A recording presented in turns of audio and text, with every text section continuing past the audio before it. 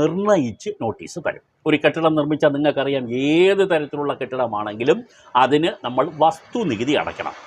ആദ്യം അതിനുള്ളൊരു പ്രധാന കാര്യം നിങ്ങൾ അറിഞ്ഞിരിക്കേണ്ടത്, ഈ പഞ്ചായത്തിലും മുനിസിപ്പാലിറ്റിയും കോർപ്പറേഷനിലും അടയ്ക്കുന്ന കെട്ടിട നികുതിയെ വസ്തുനികുതി അഥവാ പ്രോപ്പർട്ടി ടാക്സ് എന്നാണ് പറയുന്നത്. കെട്ടിട നികുതി എന്ന് പറയുന്നത് താലൂക്ക് ഓഫീസിൽ നിന്നും വാങ്ങുന്ന ഒറ്റത്തവണ നികുതിയുടെ പേരാണ് കെട്ടിട നികുതി. ഔദ്യോഗികമായി നമ്മളിവിടെ തദ്ദേശ സ്വയംഭരണ സ്ഥാപനത്തിൽ അടയ്ക്കുന്നത് കെട്ടിട നികുതി തന്നെയാണെങ്കിലും അതിൻ്റെ പേര് പ്രോപ്പർട്ടി ടാക്സ് അഥവാ വസ്തുനികുതി എന്നാണ്. കെട്ടിടവും ആ കെട്ടിടം ഇരിക്കുന്ന സ്ഥലവും കൂടി ചേർന്ന് കൊടുക്കുന്ന നികുതി ആയതുകൊണ്ടാണ് അതിന് പ്രോപ്പർട്ടി ടാക്സ് എന്ന് പറയുന്നത്. ഇല്ലെങ്കിൽ രണ്ട് നികുതികളുടെ കോൺട്രഡിക്റ്ററി ആവും.